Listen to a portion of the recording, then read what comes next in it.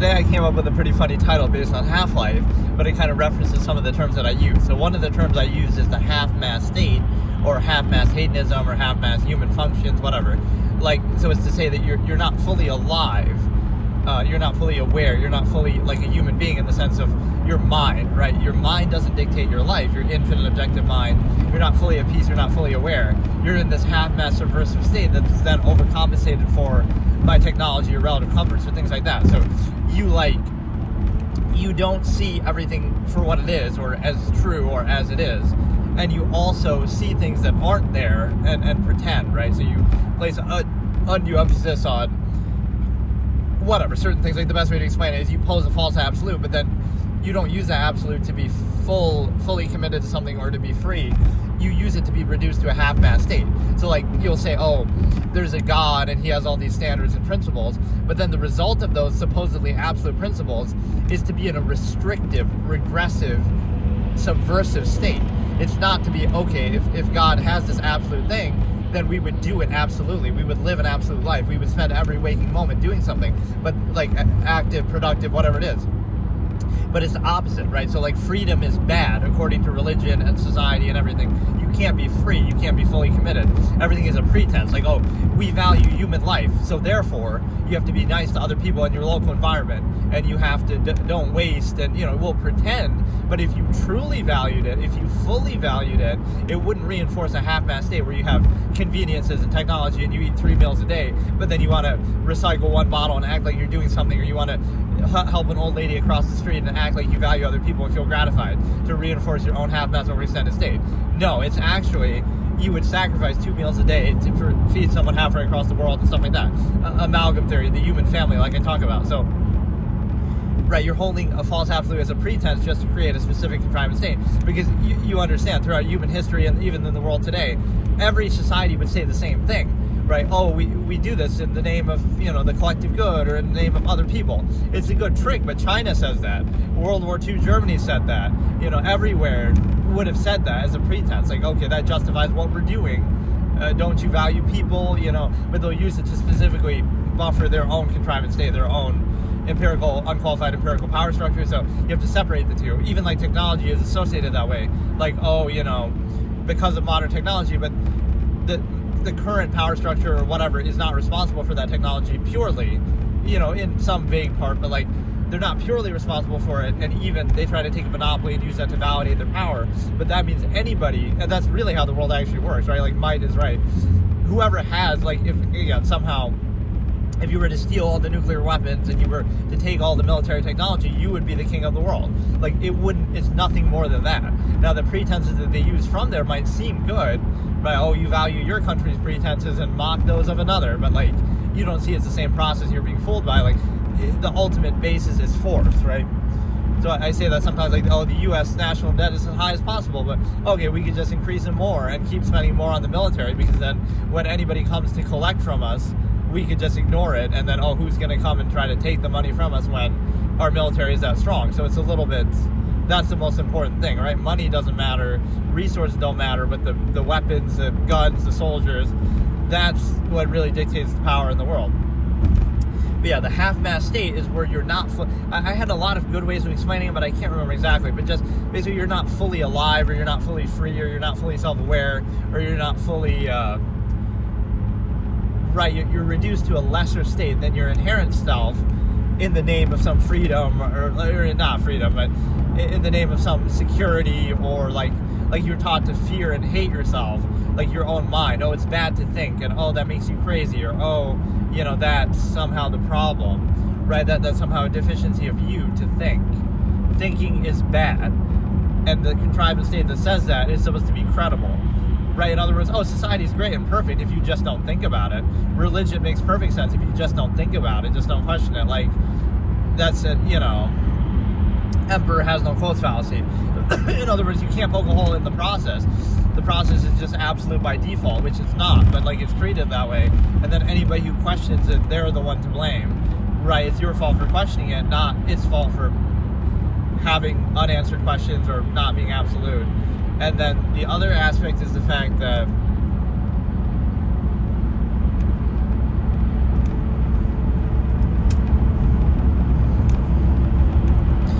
again, you're in a half-mast state where you're not your full self, full potential, right? You're reduced to a subversive state.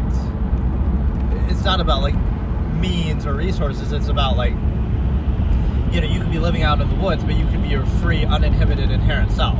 Versus in society, oh no, you have to make concessions and pretend you don't want things that you do want, pretend you do want things that you don't want, all part of some overextended structure, right? Which is only really necessary. You might think, oh, those things are good. It's only really necessary with a mass of people. Again, you're out in the woods, none of those things matter anymore. It's like, oh, it's wrong to hurt people, but there are no people to hurt. Or, oh, it's you know, whatever it is.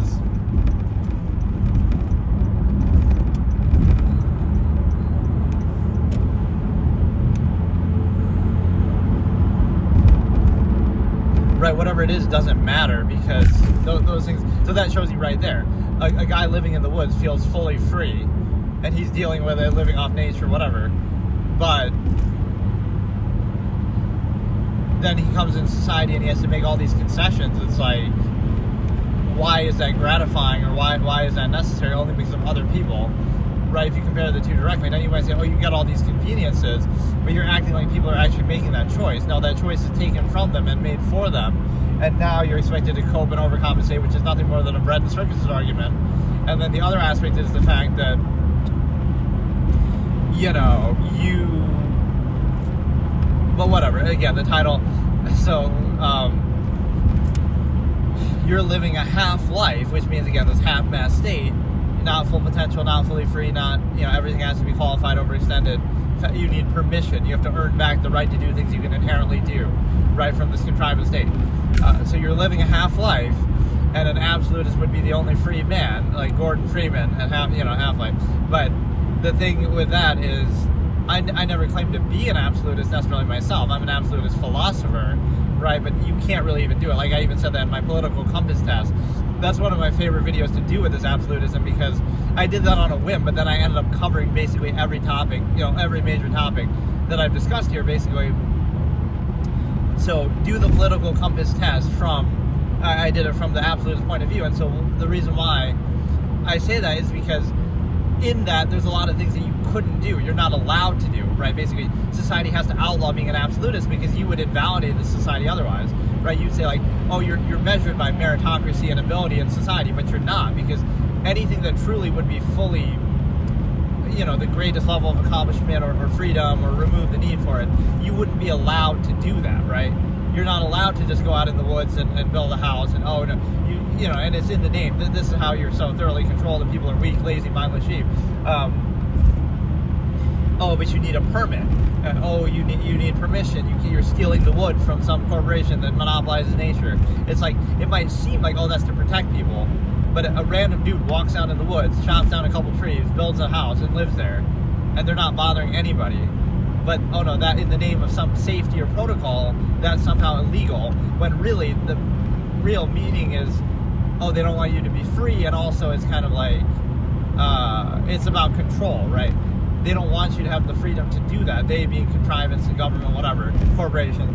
So you're falling for that trap. Oh no, we just have to make sure it's the right regulations and this and that. Like, they don't really care about that. They don't care how your shitty log cabin in the woods is going to be, right? But you have to do it through them. Everything is through contrivance, right? They're the middlemen you have to obey. You have to pay them tribute, right? That's how the modern era works. And it seemed kind of like an illusion of choice. Like, okay, choose which of these big corporations you're going to be a slave to today, right? And if you try to be free, you won't be allowed to. So again, you wouldn't even be allowed to be an absolutist in society, which is why you could point out some hypocrisy, but it's kind of like, if I tried to do that, it would be over very quickly. Let me just say it like that. I wouldn't do that, but I'm aware of the artifice of the process nonetheless. So like, I could do that, you know, it would end very quickly, but not to any fault of your own. But like, so how would an absolutist really go about it? Would they go about it the way I'm doing? Not really. Would they go about it by like grinning and bearing it and trying to rise to the top of the system and then changing it? But you become jaded to that a little bit because you realize that's not really how it works, right? That wouldn't be enough. Okay, I'll try to become the president and then I can change something, but it would never be enough, right? Or like, you know, try to write a book or something, but then that just serves to reinforce and regurgitate the polyfavoritism, the state using, you know, it doesn't really change anything. You write the most profound book ever, but it doesn't it doesn't change the world, right? What would really change something? And that minimalistic aspect is what makes kind of more sense. Like you remove the need, or so you kind of starve it out, right? Starve out society. Like everybody just collectively boycotts every major corporation, and then what happens, right? You don't need them, but see, that's where the more people there are is like a device of the empirical power structure. Like they want more people because then you can be controlled by them. There's more pawns for them to use, but there's also that pretense of like, you wouldn't need these big corporations who rule and own everything if there weren't so many people. You'd be like, okay, there's plenty of food in the world naturally for everyone, so you could just go out and get it yourself, right? Go out and hunt, go out and fish, go out and pick berries. The only reason why that wouldn't be allowed, or why you need this overextended thing in the first place, is because of the mass number of people. So you've created that problem yourself by being half-mast stimuli acme preservers. But yeah, the point is that, again, the inherent man would be your inherent natural state of being, which is kind of forgotten about or buried or condemned. And it's one thing, okay, you condemn certain aspects of it because you want them to not be present in society and whatever, but it's actually just a way to control you. It's not a real, like, okay, you'll say you're sexual, let's look at the stimuli acme. Like those aspects are bad, those instincts, and you don't act on them, without consent or whatever, that's fine. But the base element is, again, what if you remove the need through self-practice, or what if, again, you're free and uninhibited, it's all consensual, it's all good, but you just kind of, are more promiscuous, right? Like those aren't necessarily objectively, anything wrong with them. It's just kind of like, it's the level of freedom and control. It's a good way to tame and train people, right? Like people believe in these fairy tales for adults, like the thing, the stimuli acme specification that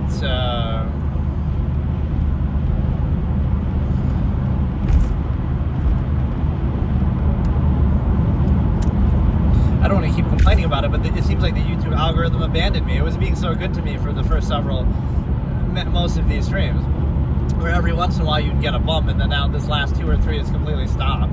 That's kind of lame.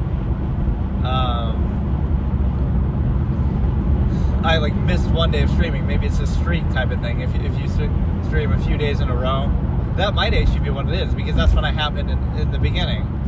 Like I had done 2 or 3 of them, and then you weren't getting those boosts, and then immediately you started getting some, and then, because you would think it happens just from people scrolling through, right? They'll be scrolling through on YouTube and doing it, but yeah, that's almost what I'm doing with this, though. It's like, if you're that consistent, like I won't be denied that. It's not that I want anything from it, it's just like, you'll become a fixture, you'll become something because of how much I've discussed this, how many times I've said this. I had my old debate format, right? Like I'm going to keep doing it forever, because it's just, that's the objective reality of the world, and you can see it for yourself. And like, it's unfortunate that I have to do it, so that people attach some sort of ego to it, like, oh, you think you're so smart or something, but it's not about me. It's like, I shouldn't have to even do it, but people are dumb, and so you do have, well, even saying they're dumb, but they're not aware of it themselves, or they kind of act on a different way, because like see, you got to think, your behavior on an everyday basis is like a defense mechanism, and like a reaction to the contrived state. Like, oh, you're having social interaction and you think that's a normal thing to do, but it's actually not, because it's like, everything you're doing, you might think, oh, that's just natural, that's just normal, that's just how you are, that's just what you value and what you don't. But it's actually a way to reinforce the subversive private state that you're put in. You're put in this state, especially from a young age, and you're forced to defer to unqualified empirical authority, etc., etc. And then you're forced to question, or you're forced to not question it. So now you have to cope with it. So everything you do, like you think on a social level, it's actually you trying to cope with that subversive state, right? None of those things really matter, but they're necessary for you to see the world a certain way in order to continue to value that artificial contrivance around you.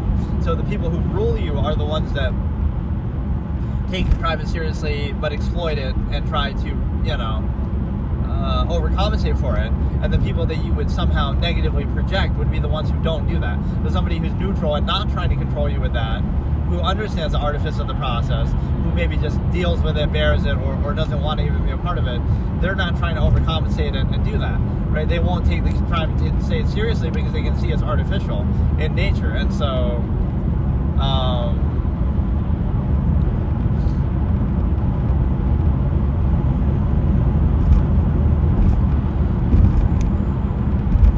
some of these topics have been pretty funny though, like trying to translate the words to Gen Z brain rot. So like calling everybody sis and bro is like amalgam theory. It's like, it's a good interpretation.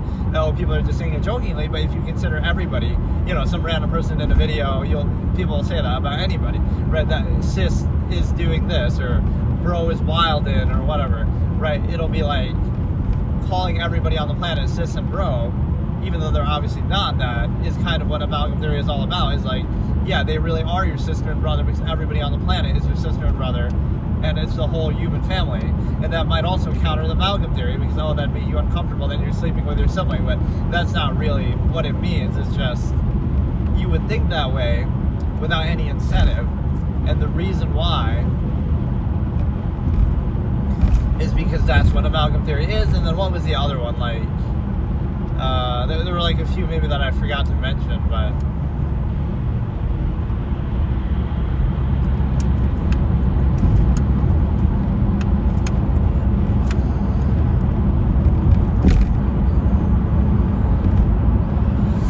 yeah, we've been abandoned by that. Maybe it'll come back after a couple days, and I just like to see some amount of reaction to it. That's the whole thing I liked about it actually over Twitch, was you would get these little bumps and spikes, even if the people would leave. Maybe that's what it's realized, that, oh, you know, but whatever, it's a good thing, a little algorithmic boost that you get. Let me try to remember, what was that other Gen Z brain around thing that I forgot to mention? There was one to do with bro and sis. Right, as far as the human family, and then, you know, the stimuli acme is like people are down bad for everything these days. You only live once would be like, the absolutist comes with finality, as I always say. Like, there's no God, there's no afterlife, there's no anything like that. So you would live this life to the max. You only live once, so there's no gods, no heaven, no nothing. And, you know, you question everything, not believe that things are the way they are because that's the way they should be.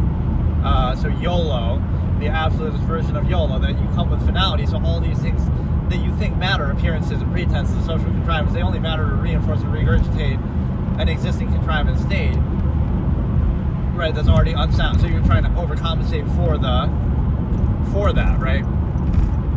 It's like what you value on a social level or on a superficial level. It's only necessary if you treat the state that you're in as absolute, the contrivance state that you're in as absolute. You're living in this absolute perfect society, and anytime it's revealed that it's not absolute or not perfect, any holes that appear, now you have to overcompensate. And so it's like, it's not perfect, but anytime it would appear not to be perfect, you have to overcompensate for it, or you have to keep up appearances. So it's perfect and absolute, except when it isn't. But then when it isn't, oh, you just try to overcompensate and cover up that it isn't. Right, so it's like a cognitive dissonance defense mechanism. So like, right, so you're trying to reinforce and regurgitate. So that's all the social contrivances, that's all that appearances are, that's all the pretenses are. You're trying to reinforce as though it's false absolute the state that you're in. This dude just reverse indicated. He's indicated, maybe his left indicator doesn't work. Look at that. We get these funny Seinfeld bit moments like reverse indicator. What is it? Opposite day, or like that? That's the kind of banal way that he would talk about a lot of stupid stuff. But it's a situation. One of the few TV shows though that I've seen every episode of.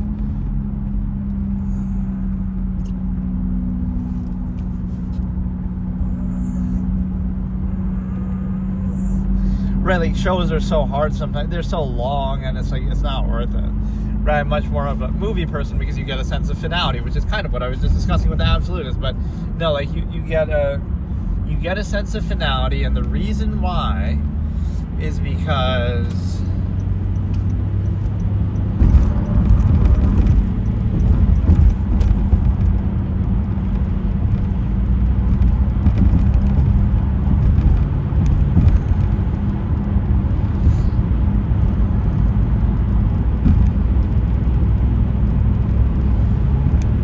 get a sense of finality, and the reason why is because Again, the absolutist isn't seeking to reinforce and regurgitate a contrivance state. They're either trying to make one that's better, or their own, or remove the need, or, you know, a sense of finality, not a sense of reinforcing something subversive, right? Because that's how contrivance operates. It resets to zero. Like, oh, you work your whole life for what? Oh, just so your children can work their whole life too. And just so, like, you're trying to give value to something that, like, let's say, oh, somebody becomes a millionaire and then their kids don't have to work. It's like, that would be the goal, wouldn't it? And at some point it would remove the need. Like, at what point do you say that? Like, okay, we're trying to be like that, so we remove the need, and then now we no longer need contrivance, and now we, you know, let's try to free ourselves of it instead of trying to reinforce it. But the other aspect is the fact that, again, the absolutist wants finality. Like, they want to remove the need for contrivance, remove the need for everything, right? Like, you know, remove the need to eat, remove the need to drink. Like, they don't take pleasure in those things. They want to remove the need for them. And then you might say, oh, what's left? But then that's basically saying there's no value to it anyway. You're just trying to find false meaning and means, as I call it. But it's, you would have, you know, means are defining still. So it'll be like, oh, at some point you decided to do something, but it's only because you never had the resources to do it before, not because you didn't want to, or you might have always been like that, right? I always saw the world this objective way, perhaps, you know, even when I was younger, but I didn't have the means to do it. And you're aware of the nature of the process, like, oh, you're not allowed to do it. You're not allowed to do it. And so I feel like the stigma effect is maybe the best way if I try to explain it to other people. But it's very hard to, you know, because it's contrivance starts on home base or third base or whatever, like, that you're indoctrinated so much by it, so of course you're going to accept that, and then, oh, now you'll critically think about something else that's told to you, which is good. You should be selectively aware and critical of the, you know, the observer, the messenger here, right? You should point out my every idiosyncrasy, and you should really fixate and focus on that, right, as if to counter and contradict what I say. But you didn't do that. You didn't do that with the original contrivance that you were indoctrinated to. Because if you had, then you wouldn't accept it blindly, universally, uniformly, right? But that's the problem. You'll be critical of something else, but you won't be holding that accountable in and of itself, which would not be a specified universal state, which is why, like, social engineering and stuff is so important. You know, collective reinforcement, like something is more credible or valuable because of the number of people. And the reason why is because, but yeah, what I was saying is, again, coming with a sense of finality versus reinforcement, regurgitation. Appearances only matter if you're trying to, again, treat, like, everything is absolute and perfect. And, oh, if it doesn't appear that way, it's just because, oh, you failed to put up the right performative aspects or appearances. Not that simply reveals the way things actually are. So, again, everything is absolute and perfect, but you have to just have to curate the right experience, the right appearances. You have to overcompensate. You have to appeal to ego. You have to use social contrivance. You know, it's absolute, but only if you have this exact framing. Everything that you put in some sort of structure here. So, right, you have to censor reality itself. So if you frame everything the exact way, then, oh, now it'll seem to be absolute. So you only care about appearances or pretense and social contrivance to reinforce a supposedly absolute state. Not that it isn't absolute, exclusive to everything else. Not even in favor of something specifically different, but like just an inherent standard, even the same measurement standard that is imposed to rationalize it. And so it's a situation where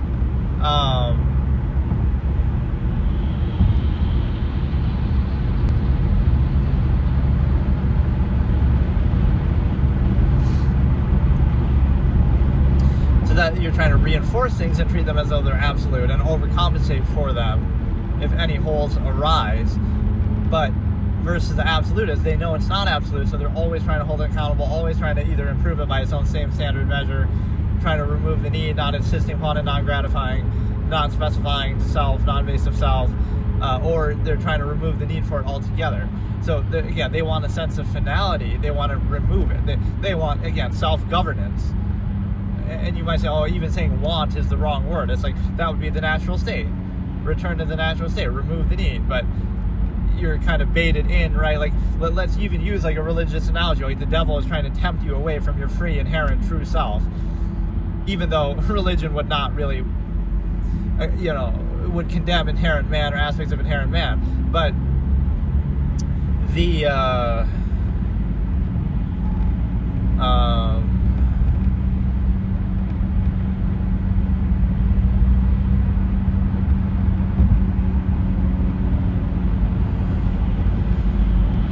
But no, it's like you're being tempted. You could be free, inherent in nature, and you don't need anybody or anything, and you're perfectly fine. Or you could have variable lifestyles, whatever, different degrees of contrivance that you choose to be a part. Like pretend this is the social contract. I could do it in like a short film thing. How much contrivance do you want versus how much benefit from contrivance? So like, let me sign the document. It'll say I want nothing from contrivance. I don't want any benefits or luxuries or whatever technology. Even though that's them sort of monopolizing it, I could theoretically just take that technology out in the woods and then it's, whatever. But somehow it's like owed credit to them. But they didn't make that individually. It's human eras of human history accomplishment that no one person really has ownership over. But right, monopoly over means. But what happens is you have like this form, right? And you say, okay, check the boxes of what benefits you want from contrivance. You want food, you want fast food, you want luxury, you want some stuff like that. And so I would check none of the boxes and say, okay, I don't want any benefits from society, but then I also don't want to be inhibited by it. And so I'm out and free in nature and doing what I'm doing. The other point of it is the fact that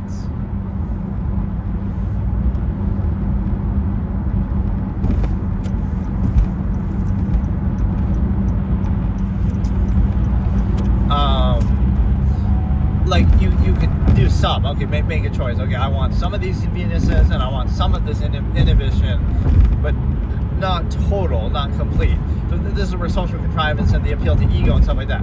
People are controlled by their ego and defined by their ego, which only makes sense in a lesser state. Suppose you're an absolutist and you're whatever. So it's like, oh, you're so accomplished or something, and therefore you're arrogant.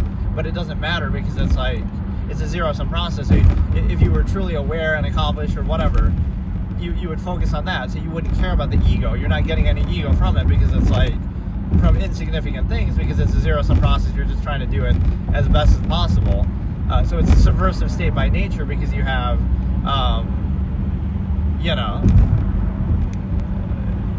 somehow people are controlled through the appeal to ego and all of that, bypassing reason and critical thinking, which is not a credible basis. And then the other aspect of it is the fact of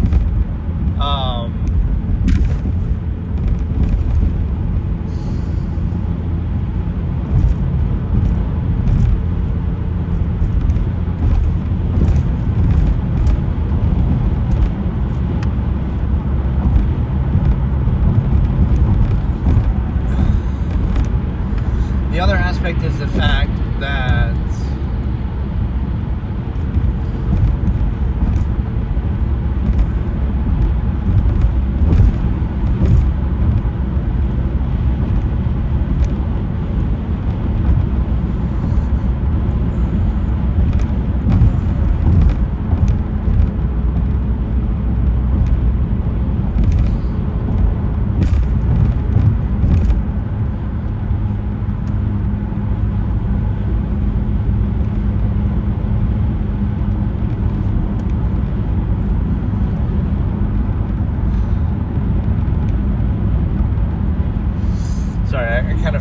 what I was just saying. Like, it's the fact that you have these appearances, you have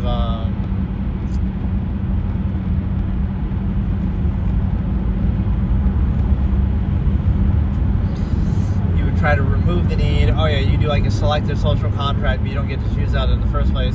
Like, these are the inhibitions that I'm okay with, and these are the concessions I'm willing to make, and these are the conveniences that I want. But instead it's just assumed and overextended. But yeah, like the social contrivance level 2 is like, let's reinforce on the social level, and everything we say and talk about is like us coping with the subversive state that we're in. So, and reinforcing, overcompensating. So what you're saying is you basically reinforce any state no matter what. So it could be an unsound, unfair, unqualified state, but oh, you can tolerate it and put up with it, so therefore you're gratified. Okay, so tolerate even more subversive states, tolerate even more. People can tolerate anything.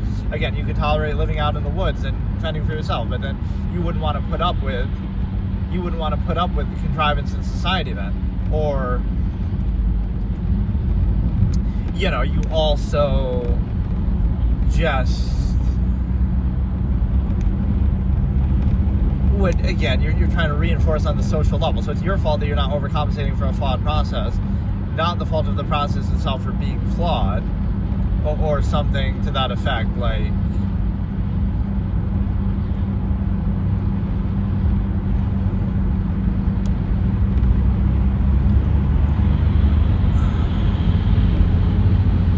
Something to that effect, like, you know.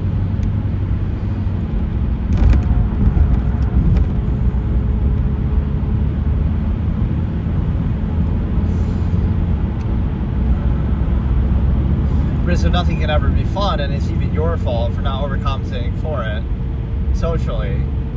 So it is like an implied social contract, but what if you're not vouching for that? You're saying, okay, it's a flawed process, could be better, you know, I see some flaw with it, then it'd be cast back onto you. Well, then you make it better, or you do it yourself, but you don't have the empirical means or authority to do it, nor should it be your obligation. You're just simply not vouching or overcompensating for what's already established, which is a good argument for like younger people who might say, oh, you know, somehow you're entitled. But it's like, if you're going to use the entitled argument, then nobody can ever complain about anything, because it's like, oh, you can't question your parents because they gave birth to you and they raised you. Okay, so they could be terrible people, they could be abusive, they could be, you know, whatever. They can never be wrong just because they hold monopoly means over you, etc. Right? Or they threaten to starve you out. It's the same thing with the government and contrivance. It's like, oh, you know, you lived in society, you benefited from society, so therefore it validates it. First of all, it doesn't validate that specific society, because you would say, oh, well, if you grew up in China, that doesn't mean China can't be criticized, you know, the government and stuff like that, just because you happen to grow up there. But so specifically, it doesn't validate every single state. But even beyond that, that doesn't mean it can't still be questioned or improved or have issues with it. So this notion that, oh, you're entitled or something, it's like, you should be able to question it. That should be part of it. So part of the agreement of having a kid is you're not going to hold over their head or use that to validate yourself. That's the fact that you had them and that they rely on you, right? That should be implied that, okay, you're doing that, you're choosing to do it, so you should deal with it without using that to hold over their head. And the same thing with the contrivance state. It's like, up to a certain age, you can't really hold over their head, or again, the fallacy of let's monopolize means and nature and everything, and then we get to, you know, then once we monopolize all that, oh, look how you rely on us. And you're even deferring, as you're supposedly relying on them, you're even deferring to it. Like, you're saying, okay, I'll obey these laws and rules that say I can't go out in nature and stuff. But then that's when you realize laws are ultimately the arm of, it starts off as a pretense, like, oh, don't hurt and kill other people. Okay, fine. Although the government holds monopoly over that, they can do that too when they want, whatever. But so it's more to control you. But even in this direct sense, it ends up being the arm of corporations in this sense. The fact that, you know, it's like you can't do anything freely, so that you rely on them. So you have to defer to corporations and stuff, and you say,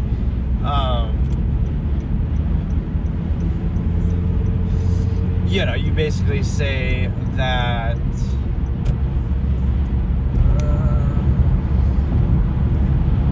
you can't hunt here, you can't fish here. Oh, it's in the name of safety. It's in the, you know, you'll see some of these pretense. It's for the environment. So let me get this straight.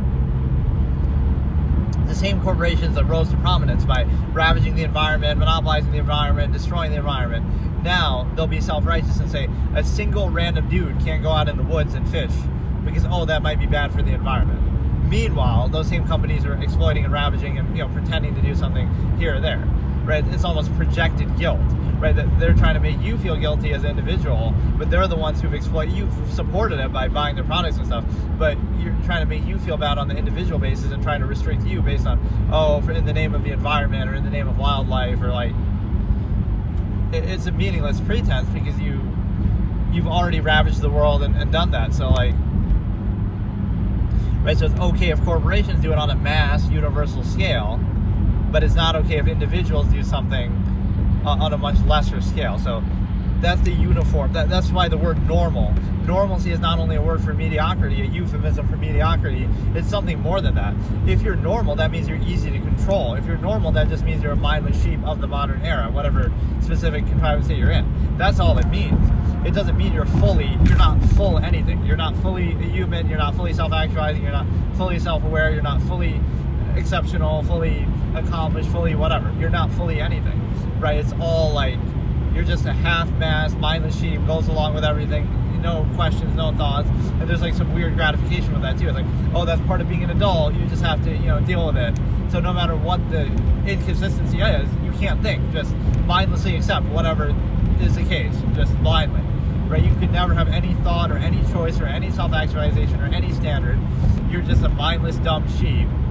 And you even take pride in that, like, oh, look at this guy questioning everything. Look at this guy thinking too much. Look at this guy, right? You would ridicule that, and you would blindly accept whatever's in front of you, no matter what it was, even if it was switched out. It could be anything arbitrary, interchangeable. So that is basically what it comes down to. But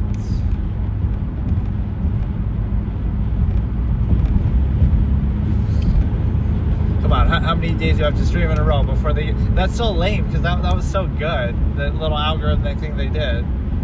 That gave it so much potential, at least.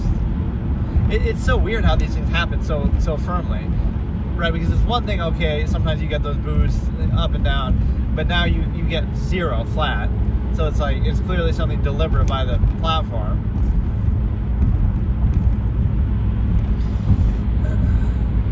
Right, you've been like, I don't know.